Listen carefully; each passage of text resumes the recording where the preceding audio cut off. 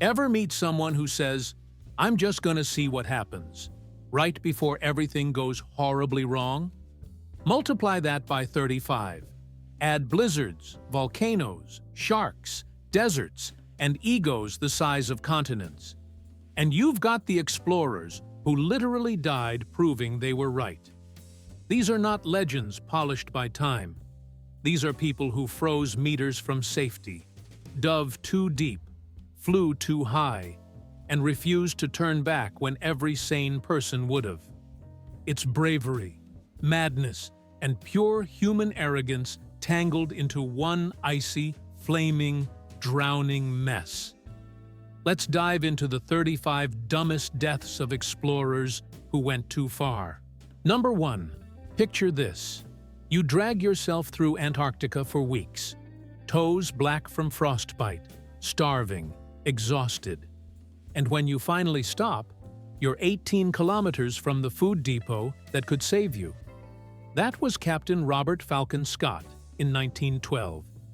He reached the South Pole too late, realized Norway's Roald Amundsen beat him there first, and then underestimated the return.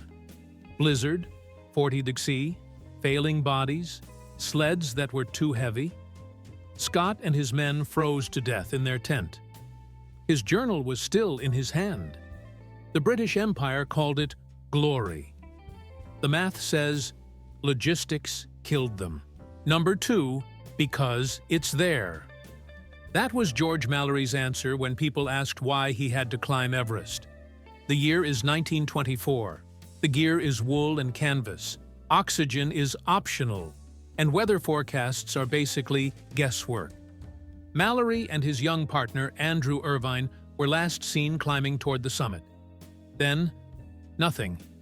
Disappeared into cloud. 75 years later, in 1999, Mallory's body is found at about 8,155 meters. Face down, rope injuries, broken leg. Nobody knows if he reached the top. Here's the punchline. Ambition can put you higher than anyone alive, and still leave you in the ice for the next century. Number 3, imagine leading 2 brand new ships, HMS Erebus and HMS Terror, into uncharted Arctic ice, because the Royal Navy says, "Go find us the Northwest Passage." That was Sir John Franklin in 1845. He packed high-tech canned food for the crew. Problem: a lot of that canned food was badly sealed and contaminated with lead. Over 120 men got trapped in pack ice and slowly died. From starvation, lead poisoning, scurvy, madness. Reported cannibalism. 0 survivors. Britain sold it as heroic exploration. Translation: it was a supply chain failure in slow motion, and it cost 129 lives. Number 4. The mutiny part is almost quiet. Henry Hudson, the guy with Hudson Bay and Hudson River named after him, keeps pushing his ship deeper into ice in 1611, hunting a passage to Asia that doesn't exist.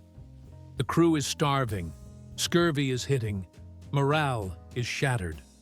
One morning, they just put Hudson, his teenage son, and a few loyal men in a small open boat with almost no food and cut the rope. That was it. Pushed them off into the Arctic. No rescue, no body, no return. The lesson writes itself. If you treat the crew like equipment, they might treat you like cargo.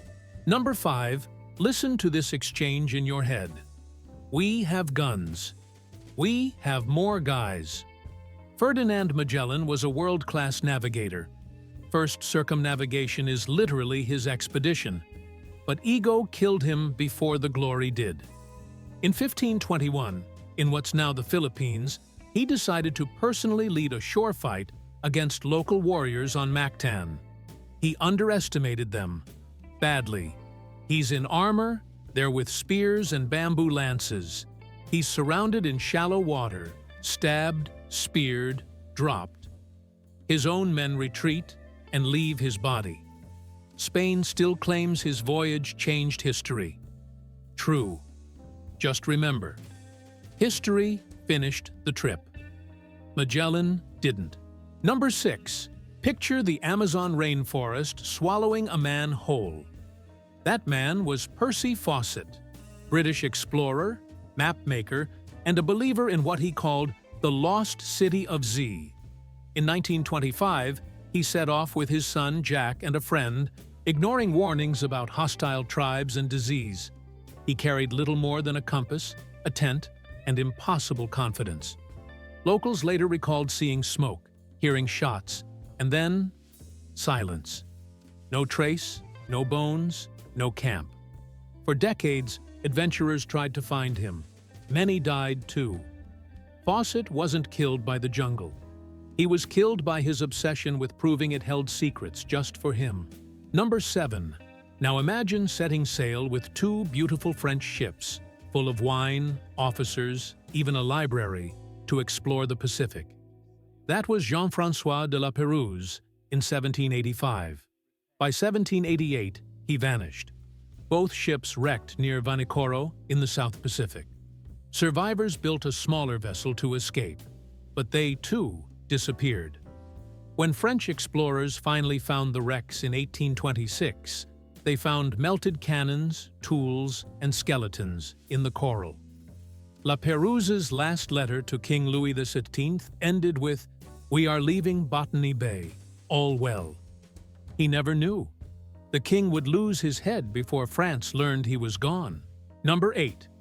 Think of a man so far from home he names an island after himself, and then dies there. Vitus Bering, Danish navigator for Russia, discovered Alaska in 1741.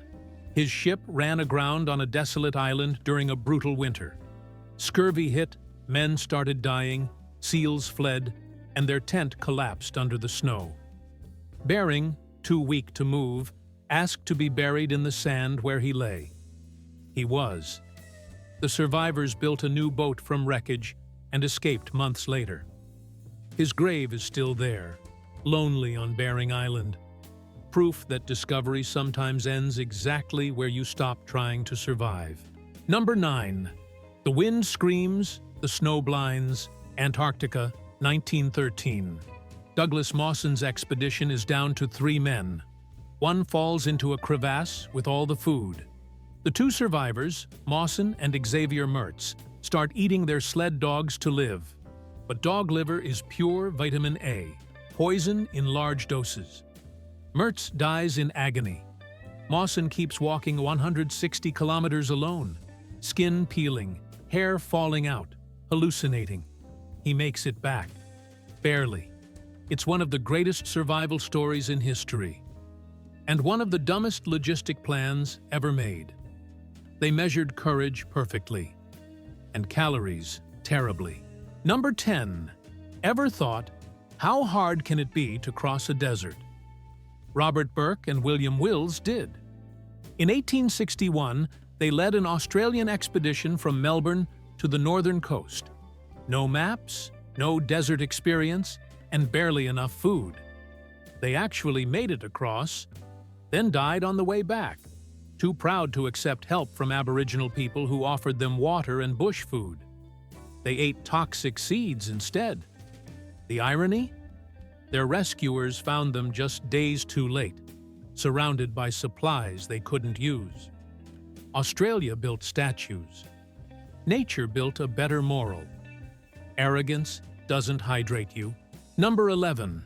He could have gone home. David Livingstone, the legendary explorer missionary, had already mapped huge parts of Africa by the 1870s. But pride and purpose kept him wandering through swamps, fever, and exhaustion. Locals begged him to rest. His legs were covered in ulcers. He could barely walk. Yet he kept writing, "I shall find the source of the Nile or perish." In 1873, they found him kneeling beside his bed in a mud hut in Zambia, dead from malaria and dysentery. His heart was buried there, his body sent back to London. Some call him a saint. Others call him the man who refused to stop when it mattered most. Number 12. Imagine sealing 8,000 tin cans of food with lead solder and trusting them to feed 129 men for years in Arctic ice. That was Sir John Franklin's doomed expedition on HMS Erebus and Terror. In 1845, the ships got trapped. The crew slowly lost their minds, poisoned by their own rations. They staggered south on foot and died one by one.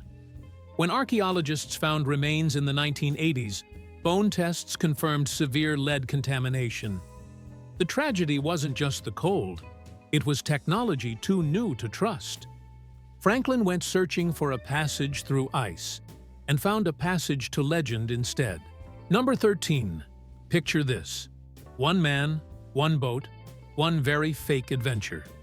In 1969, British sailor Donald Crowhurst entered a solo round-the-world yacht race.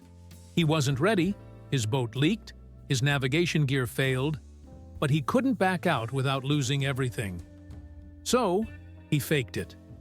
He stayed near the Atlantic, sent false reports pretending he'd circled the globe, and planned to finish back home a hero. When he realized he'd be exposed, his logbook turned philosophical, then manic. Final entry. It has been too much. His boat drifted empty. Sometimes the storm isn't the sea. It's inside your head. Number 14. A soldier limps through snow, barely alive. He looks back at his friends and says calmly, "I'm just going outside and maybe sometime." That was Lawrence Oates, a British explorer with Robert Falcon Scott in 1912. His feet were frostbitten, gangrenous. He knew he was slowing the team. In 40-second winds, he stepped out of the tent and disappeared. They never found him.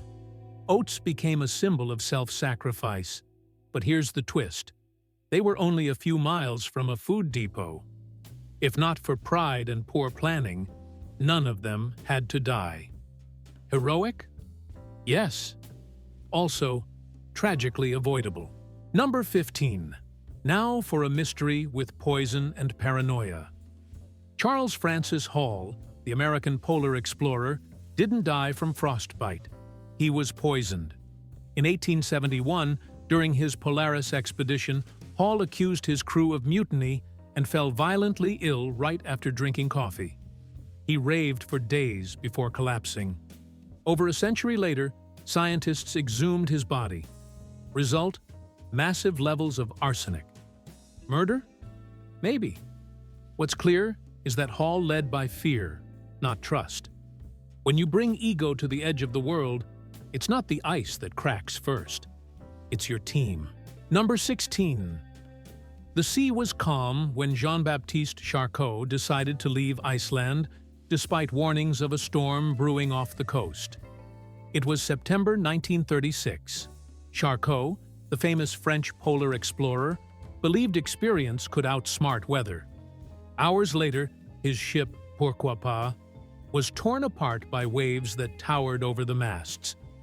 Only one crew member survived to tell the story. When rescuers arrived, they found wreckage and a single lifeboat splintered on the rocks. Charcot's body washed ashore days later. A man who charted the edges of the world lost to the simplest mistake: thinking the ocean takes advice. Number 17. The silence was beautiful. Too beautiful. Admiral Richard Evelyn Byrd thought he could handle it. In 1934, he volunteered to spend an Antarctic winter alone at a remote base to study weather. Just him, a radio, and a tiny stove. But the stove leaked carbon monoxide. Slowly, it poisoned him. He grew delirious, missed radio calls, started hallucinating voices in the blizzard. When rescuers finally reached him, Byrd was skeletal, barely coherent. He lived, but only barely. He later admitted, "I nearly died from my own stupidity." Isolation isn't adventure. It's ego in a snowstorm. Number 18. Henry Morton Stanley, the man famous for Dr. Livingstone, I presume, didn't stop there. In 1887, he led the Amin Pasha Relief Expedition across Africa. His route cut through swamps, jungles, and warfare. Out of 700 porters, Fewer than 200 survived. Stanley's obsession with speed meant no rest, no food stops, no mercy. Men starved, drowned, or were shot by locals defending their villages. Stanley returned to Britain hailed as a hero, but letters from survivors told another story. Arrogance disguised as exploration. Sometimes the line between explorer and conqueror is drawn in other people's blood. Number 19. Frederick Horneman had one goal: to cross the Sahara and map the trade routes. In 1801, disguised as a Muslim merchant, he joined a caravan bound for Timbuktu. He ignored warnings that the route was cursed with disease and rebellion. Weeks later, travelers found signs of his camp, empty, his papers scattered. Locals said he died of dysentery after drinking foul water. The British never recovered his remains. The irony? He died chasing the one thing that defined explorers back then: mystery, and became one himself. The desert doesn't keep secrets. It buries them. Number 20. Philip Beaver thought malaria was just a tropical inconvenience. In 1813, the British naval officer tried to start a colony on the West African coast. He refused mosquito nets, clean wells, or local advice, claiming English discipline beats disease. Within weeks, settlers began collapsing with fever. Beaver pushed harder until he, too, succumbed. Out of dozens, only a handful survived to flee back home. His project vanished into swamp and myth. Colonial ambition looked brave on paper, but nature doesn't care about accents or titles. The mosquitoes got their empire first. Number 21.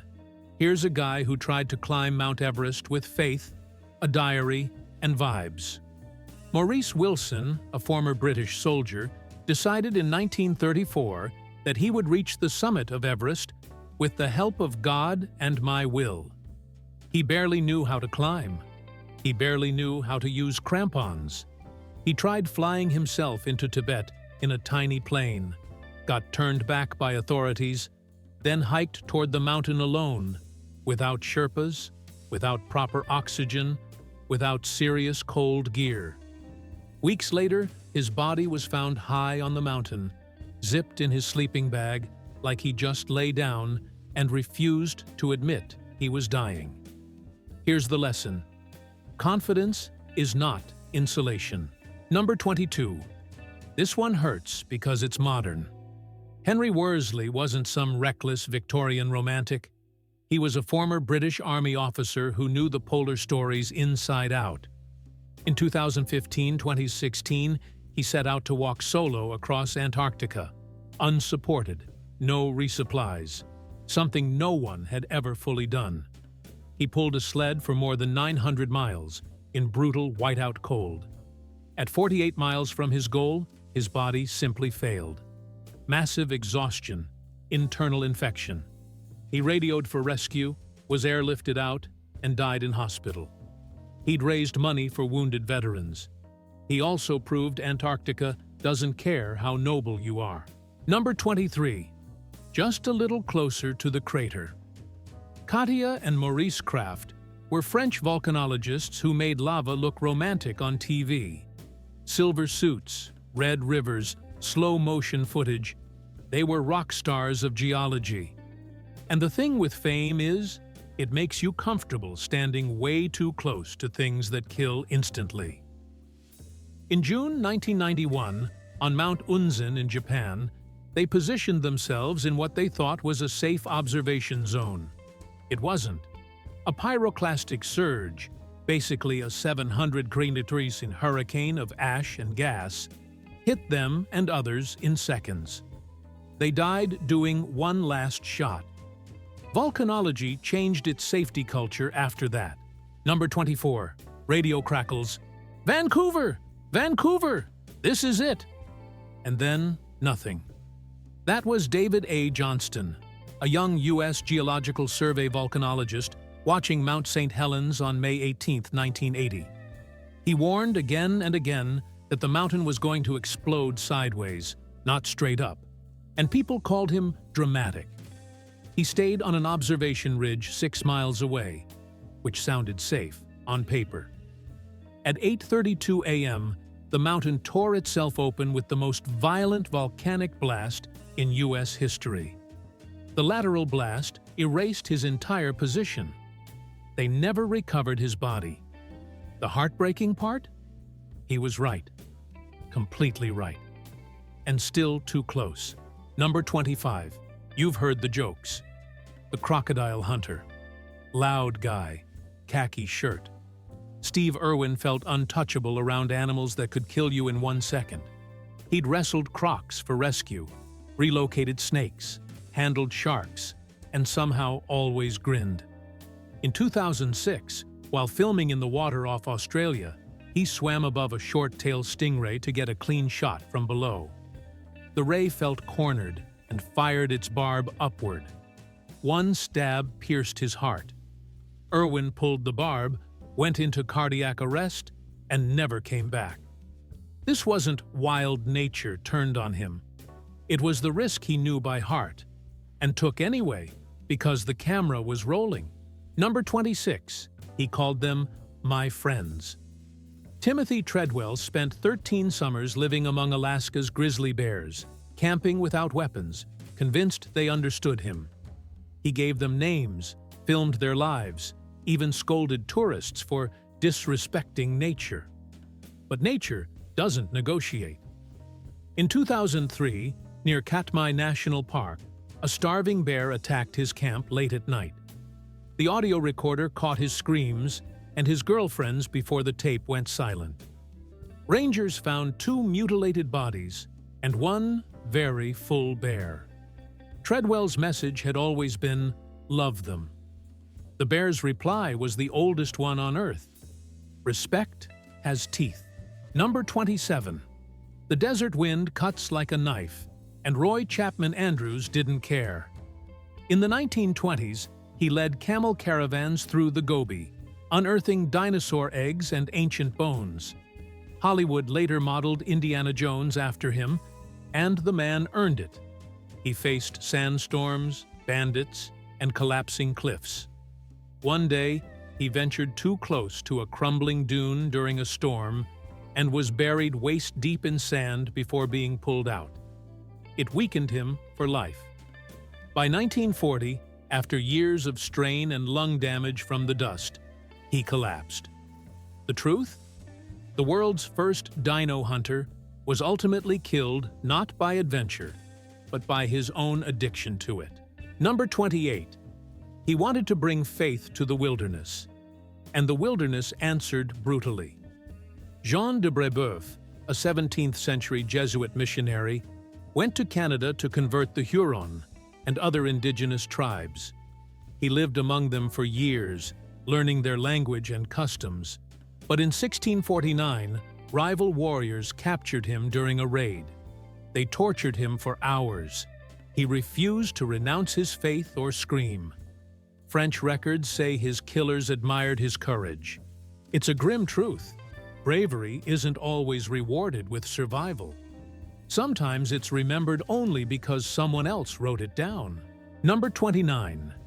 It's the night of April 14, 1912.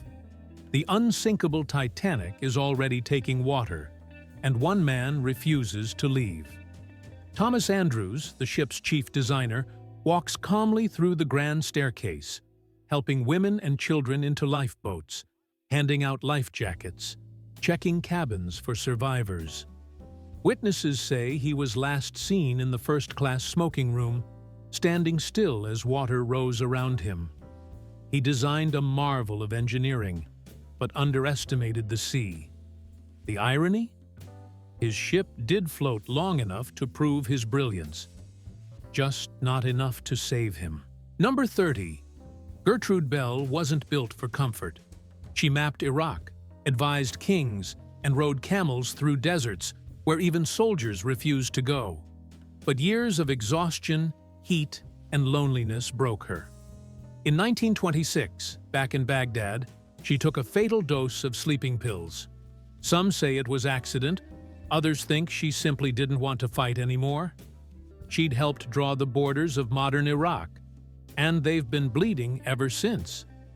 Belle's story isn't a tragedy of exploration. It's a reminder that conquering the world doesn't mean you can survive yourself. Number 31. He called himself Professor King, though no one ever figured out what he was a professor of. In 1893, he organized a small team to study volcanic formations in Oregon. Locals warned him not to get too close to an active vent near Crater Lake, but King wanted a better view of molten rock. He slipped, tumbled down the rim, and fell straight into the steaming crater below. Witnesses said the air filled with smoke and the smell of burning clothes. His final lesson was unplanned but unforgettable. When you lecture nature, she grades on a very strict curve. Number 32. You'd think testing the ice means poking it with a stick, not your own foot. But in 1911, Arctic explorer John Torrance MacDonald did exactly that while leading a survey in northern Canada. He was warned that the ice was thinning under a new layer of snow. Instead, he laughed, stepped forward, and vanished. The freezing current pulled him under before anyone could react. His notebook and map bag floated up hours later, frozen solid. The irony? He'd written a lecture the day before about risk assessment in exploration. Turns out, the ice took his thesis personally. Number 33. William Beebe was obsessed with the ocean's secrets. In the 1930s, he built a metal sphere, the bathysphere, to dive deeper than any human before him. On one test, dive off Bermuda, something went wrong. The oxygen gauge jammed, and the valve stuck shut. As pressure built and air thinned, Beebe's assistant blacked out. Beebe stayed conscious just long enough to open the line manually, nearly suffocating himself in the process. Later, during another test in 1943, a leak in the oxygen feed killed him instantly. He died chasing the dark, and found it. Number 34. Colonial ambition can get you killed faster than any jungle. Francis Garnier learned that the hard way. A French naval officer and explorer, he led an unauthorized expedition into Vietnam in 1873, hoping to claim it for France. He underestimated local forces, ignored orders to retreat, and attacked Hanoi with barely 100 men. The city fought back. Garnier was surrounded and decapitated by soldiers he called untrained. France lost the skirmish and gained a cautionary tale. His arrogance outpaced his army. Empires are built on maps, but erased on battlefields. Number 35. Michel Fournier dreamed of the Grand Saut, the Great Jump. A French paratrooper turned daredevil, he spent decades planning to break the world record for the highest skydive, leaping from the edge of the stratosphere. In 2012, he tried again. A massive helium balloon, a custom suit, the works. But before he could even climb aboard, the balloon detached and vanished into the sky, taking millions of euros of equipment with it. The shock ruined his heart, literally. He collapsed days later and never recovered. The man who wanted to fall from space never left the ground.